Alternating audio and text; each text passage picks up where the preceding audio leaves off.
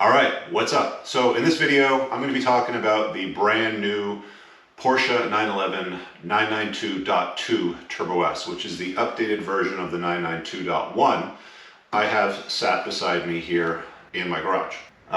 This car I've put several thousand kilometers on over many rallies. I think over about 6 or 7 rallies.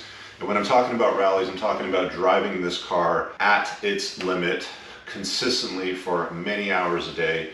Down through the Appalachian Mountains. So through Triple Nickel, Tail of the Dragon, Back of the Dragon, Cherry Skyway, Blue Ridge Parkway, all of those places. I took this car this summer down there for a little rip. Really like the Spider S. We'll talk about that in another video. Got a couple of mementos. I'm starting to collect them now, so I figured this would be a good place to have a conversation about the brand new Turbo S. And you're probably wondering, well, what do you know about it, Rich? You don't have one in your garage right now. Well, I have some thoughts that I think are relevant.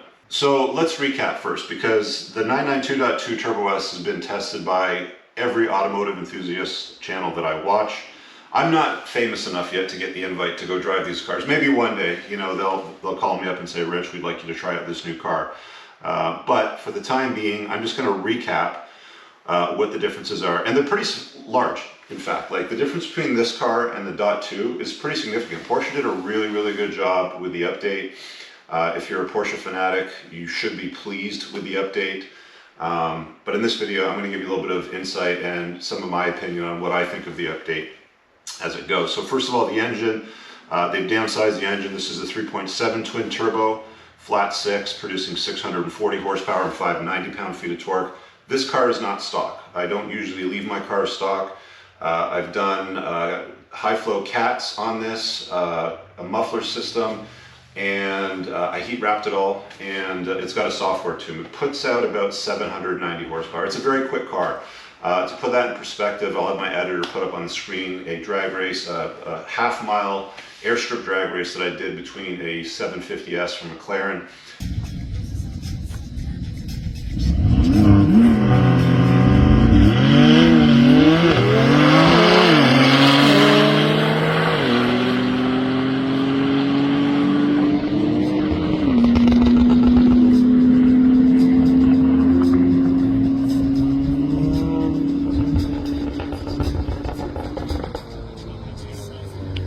This car is faster off the line and probably up until about 100 miles an hour, and then after 100 to 750 starts to catch up. And if there's enough runway, if you got a full mile to go, the 750 will probably pass this car.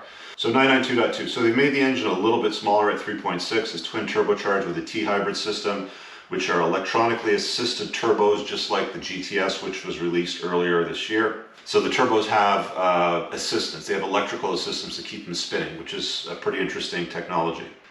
It's the same PDK, 8-speed PDK transmission that I have in this car, but they've added another electric motor which increases the total output to 701 horsepower and 590 pound-feet of torque. So stock to stock, the torque is the same, but the horsepower has gone up a little bit, you know, 61 horsepower, which doesn't seem that significant, but I think these things sort of compound, which we'll hear about in a second.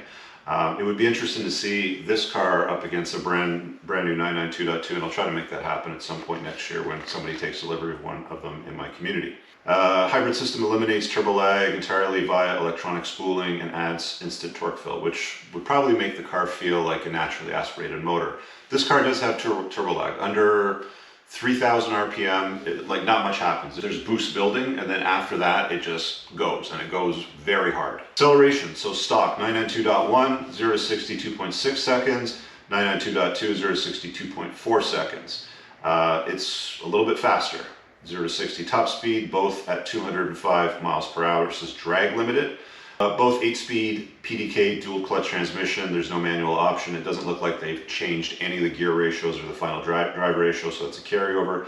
Track performance is where it starts to get interesting. The 992.2 set a Nürburgring Nordschleife lap time record of 7:03, which is 14 seconds faster than the 992.1 Turbo S, this car.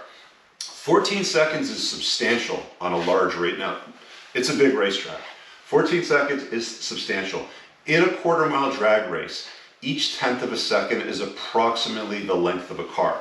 So that's a lot of car lengths. That's a substantial increase in lap time speed in the brand new car for what's really only got 61 more horsepower. Efficiency, drivability, it says hybrid adds seamless electric boost for better low-end response, potential efficiency gains, but they haven't been reported yet. Chassis, suspension, and brakes. Weight, this is where things get interesting for the new car. This car weighs 3,628 pounds in coupe form, which is what I have over here. The 992.2 is 3803 to 3829, which is 175 to 200 pound penalty from the hybrid components. Now, the hybrid components include electric motors in the turbos, so 2 electric motors, electric motor in the transmission, I think it's a 1.9 kilowatt hour battery mounted in the front of the car. That's a lot of new electric shit that is going to weigh down this car, which I'll talk about a little bit later on from my experience driving it, and you'll get that feedback in a little bit. It says here, suspension handling, both feature adaptive dampers, rear axle steering, Porsche dynamic chassis control, active anti-roll. The 992 gets an updated PDCC tied to a 400 volt hybrid system for faster response, which is pretty significant. Tires, 992.2 gets slightly wider rear tires. Mine are 315/30/21. The new car gets 325/30/21s, which are 10 mil wider. I'm going to talk about the tires in a little bit because I do have a lot of experience. I'm actually sitting on Cup 2 tires on this car right now. I'll get into that in a second though. No major body dimension changes, retains turbo-specific wide body fenders and active rear wing. So exterior width, dimensions, length, and all that sort of stuff. Fender flares exactly the same as my car sat here beside me. Interior and exterior features, updated digital instrument cluster, fully customizable, no analog tack like the 992.1. That's sad because I really like the analog tack in the middle, but it's more customizable with the new display. My editor will put up an image of what that looks like versus the old car. Standard 18-way adaptive sports seats, basically the same seats I have in this car. Enhanced sound from asymmetrical engine timing and new titanium sports exhaust. Doubtful that it sounds better than what I've put on this car. Pricing, 992.1, so this is in US pricing. There's a $30,000 price increase due to the hybrid tech and standard equipment on my car versus the new one in US dollar pricing. I looked it up here in Canada with the equivalent and the new luxury tax, which they introduced a few years ago. It's about $80,000 Canadian more than this car, brand new MSRP, before you start loading up all kinds of new shit. I was looking at some of the options. One of them, interestingly, is a carbon fiber set of wiper arms, which save maybe $1,000, but they're like $1,300 for something like that. I guess you have to offset the weight of the electric motors and the battery somehow. It says here in summary, 992.2 Turbo S is faster, more advanced, more track capable thanks to hybridization, but heavier and pricier. The 992.1 remains a pure gas power benchmark with slightly more analog feel. Many reviewers note the 992.2 feels like a GT3 in disguise for everyday use, blending supercar pace and unmatched versatility. I have not driven it yet. I've watched all the videos of all my favorite car reviewers. I've always been a car guy, I've always been a petrol head. You can see from my garage, you know, I sit before you in front of 2 Porsches, and I've never really been a Porsche guy. I've driven McLarens. I had McLaren 720 before this car. I traded in the 720 for this. I had an Audi R8. I've been into BMWs, and I've done lots and lots of rallies. So the point that I want to get to in this video is it's clearly a very capable car. 14 seconds faster around the Nürburgring is nothing to throw shade at. It's an incredible improvement over an already very, very quick car. Again, this car in the form that you see it sat in, with high flow cats, a muffler, and a software tune, gets you around 790 horsepower. So it has substantially more power than the hybrid, than the new hybrid one, and it's not a lot lighter, but it's 180, 200 pounds lighter than the new car because you don't have any electric stuff. The main advantage that I see to the new car, and I don't know that it's a turn on for me that I'd want it, is that it's got a more linear power band because the electrification of the transmission and the turbos and the motor, sorry, not the transmission, but the motor itself with that new electric motor that's in the PDK transmission. So it assists it, giving it a little bit more pull off the line. To be honest with you, I've driven this car a lot, 20,000 kilometers probably now, mostly on rallies. I don't daily drive it. I don't drive it in the wintertime. I don't take it to the grocery store. It's like if we get together with the boys and we head down south to cross the border to go to the States, to tear up the roads and have a good time, this is the car that I probably take over this one. I'll talk about this one some other time because it's got some noise issues. It's a little loud, give you a headache. But this one here rips, and it'll keep up with, and it's probably faster in many of the corners than McLarens, definitely Lamborghinis for sure, Ferraris, yes. Again, you know, the way that it sat, all I put into this car was about 6 or 7 grand in upgrades. We got a muffler, but no, sorry, a little bit more than that. I'm not being accurate with it. So I'm going to say it's probably closer to 8 to 10 grand, you know, with the upgrades, because you always get hit with a premium for Porsche tax for any parts, which is interesting because like a muffler system for this car, because it's a rear engine, there's not much metal. It's at the back of the car. It's like engine and then muffler. And there's not much metal, but they charge you a significant premium, probably 20% over regular cars that are front engine where there's a lot more metal, but I digress.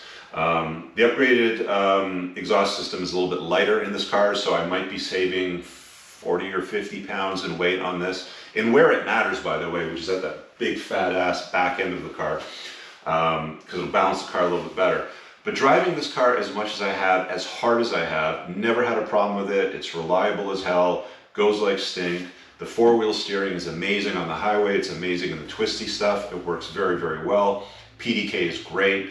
You know, you can cruise on the highway all day long at obnoxious speeds that would get you thrown in jail, and the car doesn't even break a sweat.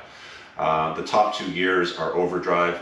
It's a very, very good car, but I've never driven this car thinking to myself, gee, I would like a more linear power band. I'd like a little bit more power lower down. I'd like the turbos to be electrified. To me, in my head, this turbo has always been that car where it makes big boost, big power with some turbo lag that's sort of a part of that equation.